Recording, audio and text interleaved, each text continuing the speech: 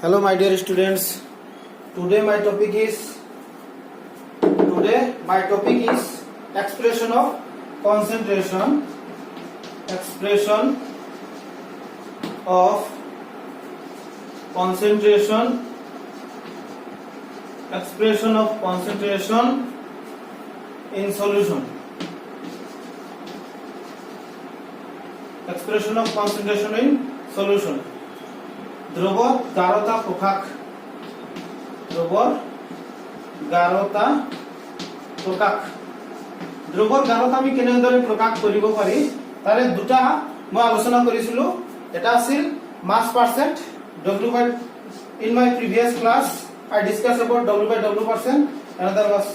v by v percent এই দুটা আমি ডিসকাশন কৰিছো সো আজি তাৰ পৰাই মই কন্টিনিউ কৰিম the third one will be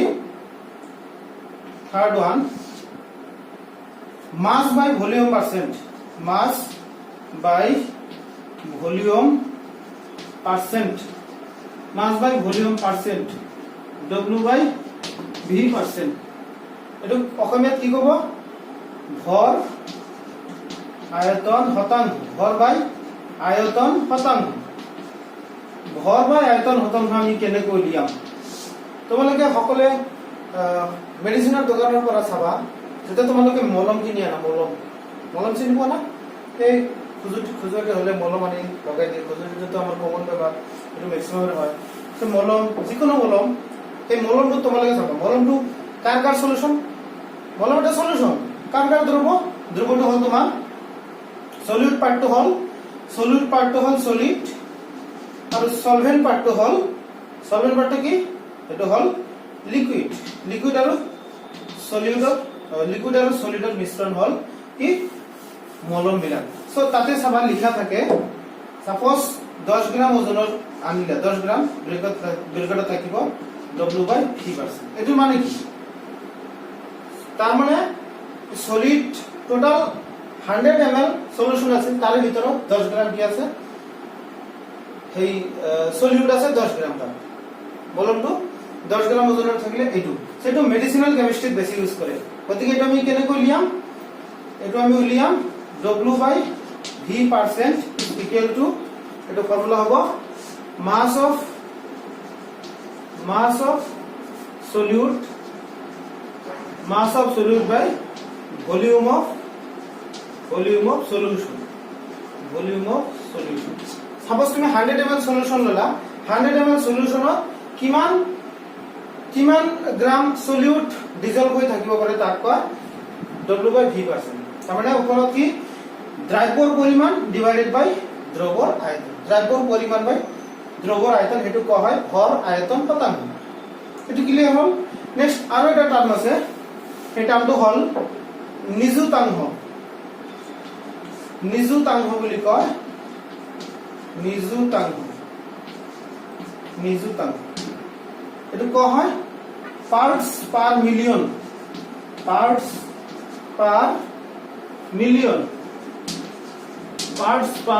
তো সংক্ষেপত কয় ppm parts per million so parts per million suppose কেবাটা কম্পোনেন্ট আছে এটা সলিউশনত কেবাটা কম্পোনেন্ট আছে কেবাটা উপাদান আছে এটা আছে সলভেন্ট বাকি বিলাক সলিউট suppose এনেকৈ আছে so সলিউট তো ভাগ কি আছে বহুত কিটা ভাগ আছে so তুমি যদি এটা উপাংশৰ নিযুতাংশ উলিয়াবা যিমান কেইটা তাত কম্পোনেন্ট থাকিব তাৰে যিকোনো এটাৰ আমি নিযুতাংশ উলিয়াম সো হেতুৰ যিমান কেইটা পাৰ্ট থাকে সেই পাৰ্ট কেইটাক আমি মাল্টিপ্লাই কৰিব লাগিব টোটাল সলিউশনটোত কিমানটা তোমাৰ কি আছে কম্পোনেন্ট আছে গোটেই কেইটা টোটাল পাৰ্ট কিমান আছে কিমানটা অংশ আছে এই গোটেই কেইটাৰে হৰণ কৰি পূৰণ কৰিব লাগিব যেহেতু এটো পাৰ্সেন্ট নহয় সো আগতো এটা ভুল আছে আগতো অলপমান ঠিক কৰিবাচোন w by v% এটো আছিল mass of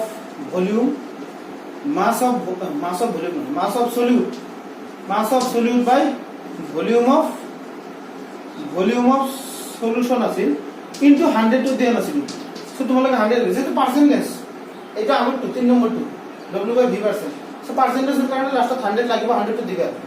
এটো পাহৰি গৈছিল সো তোমালোকে এটো দি লবা এতিয়া আমি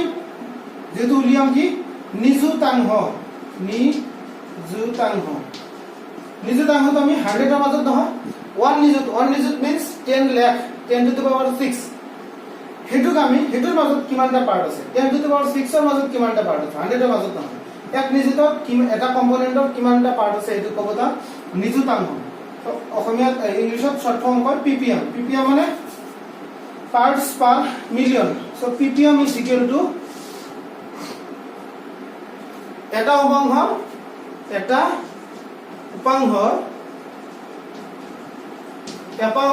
উপাংশৰ অংশ এটা উপাংশৰ অংশ কিমান কেটা পাৰ্ট আছে অংশ বল বা যিমান কেটা পাৰ্ট আছে গটে কেটা অংশ ডিভাইডেড বাই দ্ৰৱত আটাই কেটা উপাংশৰ আটাই কেটা উপাংশৰ দ্ৰৱত আটাই কেটা উপাংশৰ মুঠ অংশ গটে কেটা উপাংশৰ মুঠ অংশ ইনটু 10 to the power 6 যেহেতু নিযুতাংশ বুলি আছে সেই কাৰণে হ'ব 10 to the power 6 এক নিযুত তাৰমানে তো ইংলিশত লিখিবা পাৰ্টস টোটাল পাৰ্টস তাৰমানে মুঠ অংশ বুলি লিখিবা এটা উপাংশৰ যিমান কেটা অংশ থাকিব so total parts of one component of the solution divided by total parts of all the components in solution parts of a component of solution divided by total parts of all the components of the solution etu kobo ppm মানে parts per million এক মিলিয়নত কিমানটা part আছে সেইকেইটা term তোমালোকে শিকি লবা ইয়াৰ পিছত যেটো আহিব এটা আটাইতকৈ ইম্পৰ্টেন্ট তে তিনিটা আৰু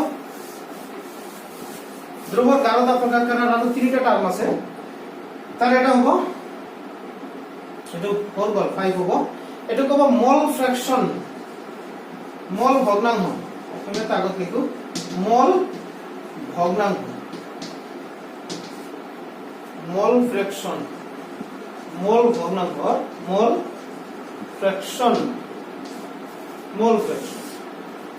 ভগ্নাংশ বা mol fraction কার মাজত হয় অংশ ভগ্নাংশ কার ভগ্নাংশ মানে ভাগ কৰি যেটো অংশ থাকে তাক কয় ভগ্নাংশ সব ভাগটো কাৰ হয় যিকোনো এটা বস্তু এইটো বস্তু এটা আমি টুকৰা কৰিম ভাগ কাৰ মাজত হ'ব গটে কেটা টুকৰা মিলি টোটাল কিমান হ'ব লাগিব অন কৰিম সেতে সাপোজ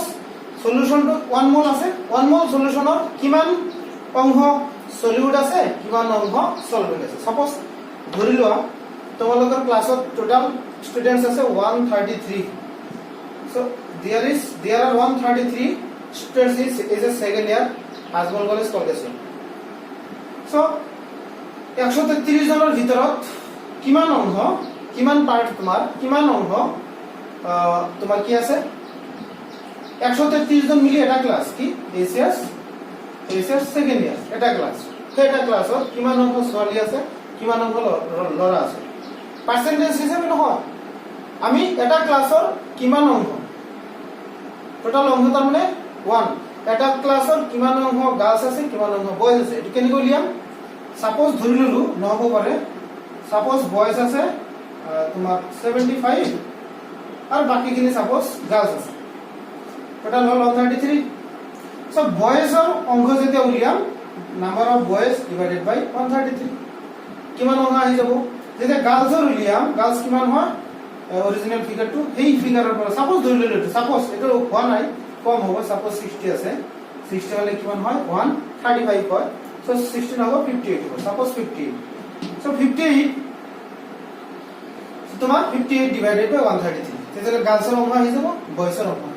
এনেকৈ আমি যেতিয়া সলিউশনৰ ক্ষেত্ৰত লম টোটাল সলিউশনটো আমি যদি 1 মোল ধৰো 1 মোলৰ ভিতৰত কিমান অংশ সলিউট আছে আৰু কিমান অংশ সলভেন্ট আছে হেতু হ'ব তাৰ মল ভগ্নাংশ কা সলিউট বা সলভেন্টৰ এতিয়া কিমান অংশ আছে হেতু আমি উলিয়াম মই 1 মিনিট চাই আছো ভিডিওটো হৈ আছে না হৈ আছে কোনো টেনচন নাই কাৰণ মাজে মাজে বন্ধ হৈ যায় তো এই কাৰণে so এটা তোমালোকে চাবা মোল ফ্ৰেকশন যেতি আমি দ্ৰব্যৰ মোল সংখ্যা তাৰমানে এটো ভগ্নাংশ হ'ব কাৰ মোলৰ total mole of the solution is 1 so you have to calculate if you want to calculate the mole fraction of solute then you have to divide the number of moles present in how many number of moles present in 1 mole of the solution সলিউশনটো 1 মোল, 1 মোলৰ ভিতৰত কিমান অংশ solute আছে। So solution in a solution number of moles of solute is divided by total number of moles of solvent solution. It is called mole fraction of solute. Tete mole fraction of solvent uliaba tete solvent er mole number divided by total mole. So etu kene tete definition ta eniko likhiba দ্রবত এটা উপাদানৰ মোল সংখ্যা আৰু দ্ৰৱটোৰ মুঠ মোল সংখ্যাৰ অনুপাতক কি কয় উপাদানটোৰ উপাংশটোৰ মোল ভগ্নাংশ। দ্ৰৱত আকৌ শুনা তোমালোকে শুনি লিখিবা দ্ৰৱত এটা উপাংশৰ মোল সংখ্যা আৰু দ্ৰৱটোৰ মুঠ মোল সংখ্যাৰ অনুপাতক কোৱা হয় উপাংশটোৰ মোল ভগ্নাংশ বা উপাংশটোৰ মোল ভগ্নাংশ বুলি। So number of moles of a component in solution, mole fraction of a component is defined as the ratio between the number of moles of the component with total number of moles of the solution. Tako koisu moi mole fraction of a solution is mole fraction of a component in solution is defined as the number of moles of the component, ratio between number of moles of the component with total number of moles of the solution. So enakoi tomaloke likhiba dhara hol moi formula to uliaisu let number of moles of solute is equal to mole number of আমি আগতে পাইছো তোমালোকে মূল number কিসমল এনেৰে বুজাও সেটা আমি ধৰিলো দুটা উপাদান যেহেতু এনন ধৰিলো অসমীয়াত কি লিখিবা দ্ৰব্যৰ মোল সংখ্যা ধৰা হল দ্ৰব্যৰ মোল সংখ্যা n1 number of moles of solvent দ্ৰাৱকৰ মোল সংখ্যা n2 সো লিখিবা কি দ্ৰাৱকৰ মোল সংখ্যা n2 দ্ৰব্যৰ মোল সংখ্যা n1 আৰু দ্ৰাৱকৰ মোল সংখ্যা n2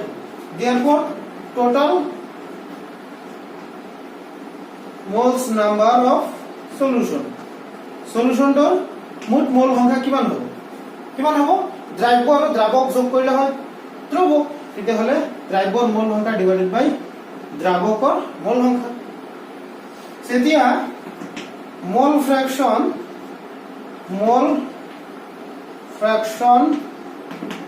of solute suppose এটুক আমি x1 ৰে বুজালো সলিউটৰ মোল ফ্ৰেকশন অসমীয়াত লিখিবা দ্ৰব্যৰ মোল ভগ্নাংশ ঠিক দ্ৰব্যৰ মোল ভগ্নাংশ সাপোজ x1 ধৰিলো x1 is equal to কি হ'ব দ্ৰব্যৰ মোল সংখ্যা বাই দ্ৰৱৰ মোল সংখ্যা দ্ৰব্যৰ মোল সংখ্যা স্মল n1 আৰু মুঠ মোল সংখ্যা n1 plus n2 হৈ গ'ল and mole fraction of solvent দ্ৰাৱকৰ মোল সংখ্যা সাপোজ x2 ধৰিলো টোটাল কিমান হ'ব লাগে টোটাল হ'ব লাগে 1 সো এটো যদি আমি 1 minus x1 লিখো তথাপি হ'ব x1 টো উলিওৱাৰ পিছত 1 আমি জানো দুটা মিলি 1 হ'ব লাগিব সো 1 minus x1 লিখিলে হ'ব নাইবা দ্ৰাৱকৰ মোল সংখ্যা ডিভাইডেড বাই দ্ৰব্য প্লাস দ্ৰাৱকৰ মোল সংখ্যা দ্ৰব্য প্লাস দ্ৰাৱকৰ মোল সংখ্যা মানে মুঠ মোল সংখ্যা যেতিয়া দ্ৰাৱকৰ উলিয়াম দ্ৰাৱকৰ মোল সংখ্যা ডিভাইড কৰি মুঠ মোল সংখ্যা যেতিয়া দ্ৰব্যৰ উলিয়াম দ্ৰব্যৰ মোল সংখ্যা ডিভাইড কৰি মুঠ মোল সংখ্যা নাইবা তুমি এটো এনেকৈ লিখিব পাৰা 1 minus x1 x2 ইকুৱেল লিখিব পাৰা 1 minus x1 নাইবা তুমি সাপোজ তুমি x1 জানা কি x2 জানা x2 আগতে উলিয়াইছা এতিয়া 1 x1 ইকুৱেল লিখিব পাৰি 1 minus x2 because কিয় আমি এটো লিখিব পাৰি because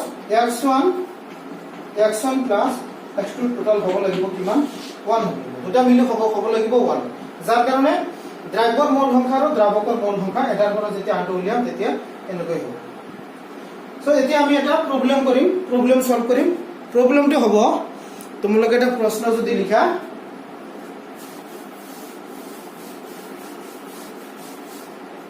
প্ৰশ্নটা আগত লিখি আছো দি আছো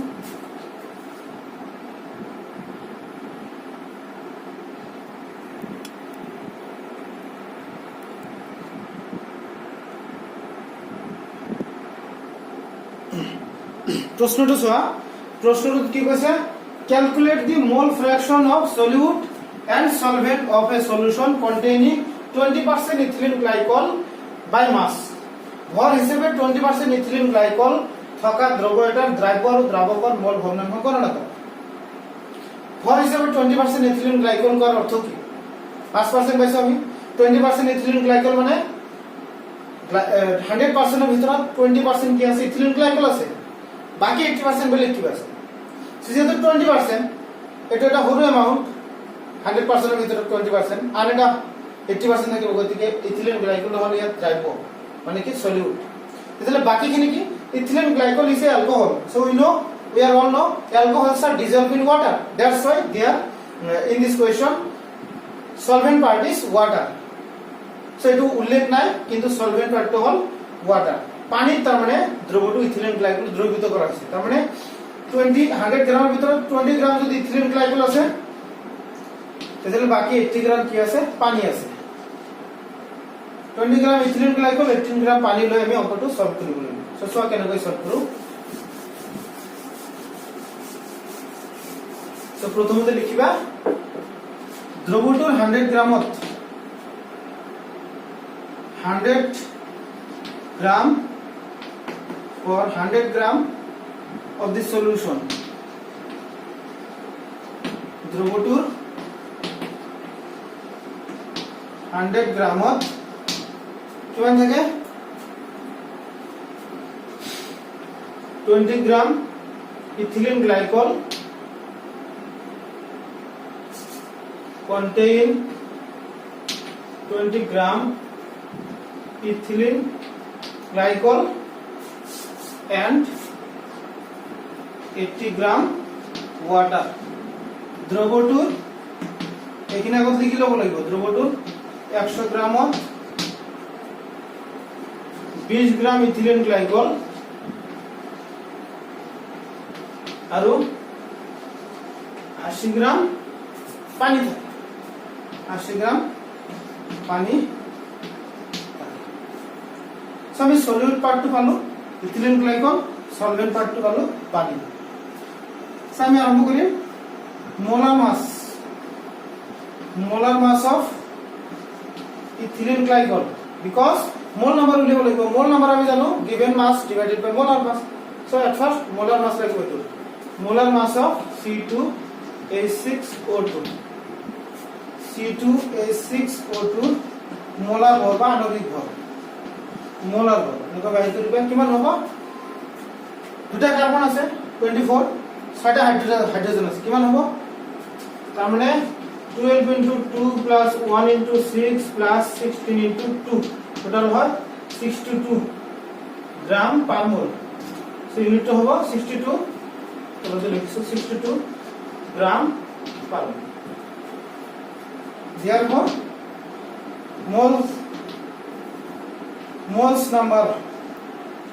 moles number of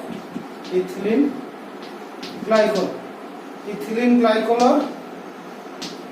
mole সংখ্যা ethylene glycol mole সংখ্যা হ'ব কিমান হ'ব given amount কিমান 20 গ্রাম divided by 62 এটা হিসাব করলে কিমান হ'ব এটা হিসাব কৰি চাবা এটা হ'ব 0.322 মোল 0.322 মোল সেকেন্ড হল নেক্সট আহিব water so molar mass of water পানির মোলার মাস অফ ওয়াটার কিমান 18 গ্রাম এটা সকলে জানো 2 আৰু 16 18 গ্রাম তার মানে পানির মোলার ভর কিমান 18 গ্রাম so therefore moles number of water তার মানে কি পানির মোল সংখ্যা হ'ব কিমান হ'ব পানির পরিমাণ কিমান দিয়া আছে 80 divided by 80 এটো হ'ব 4.444 মোল 80 by 18 হ'ব 4.444 মোল so therefore total moles number of solution কিমান হ'ব দুইটা সলভ কৰো এক মিনিট ৰবা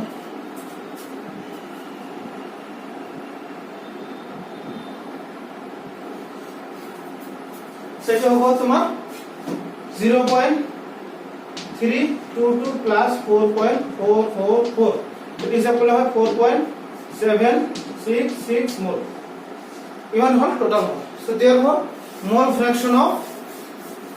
therefore mole fraction of solute solute কে একদি বুঝাইছে সাপোজ C2H6O2 এটা mole fraction of solute mole fraction of solute এটা আমি C2H6O2 দি বুঝাইছো এটা solute এটা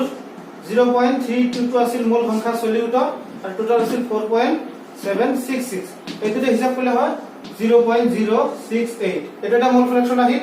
therefore mole fraction of water that means solvent part এটা আছিল 4.444 মোল সংখ্যা divided by total mole 4.766 এটা হিসাব করে সবাই তোমাদেরকে 0.932 হয় সো এখানে মোল ফ্র্যাকশন এই দুটো এতে যোগ করি এই দুটো যোগ করি তাহলে 1 আহিব যদি 0.999 আহে आंसर দুটো মিলি যোগ করি তথাপি শুদ্ধ 1.001 বা 1.1 আহে তথাপি শুদ্ধ কিন্তু 1.1 আহিলে ভুল 0.90 আহিলে ভুল 0.10 যদি কম বেশি হয় তাহলে না হবে এরর বেশি হয়ে যাব 0.01 কম বেশি হলে এখন হবে সো ভেরিফাই করে দুটো যোগ করে দিবা সো এখানে আছিল মোল ফ্র্যাকশন তোমালোকে চ্যানেলটো এতিয়ালৈকে যে সাবস্ক্রাইব কৰে সোনকালে সাবস্ক্ৰাইব কৰিবা আৰু যদি ভিডিওটো ভাল লাগিছে কমেন্ট কৰিবা শেয়াৰ কৰিবা লাইক কৰিবা ধন্যবাদ।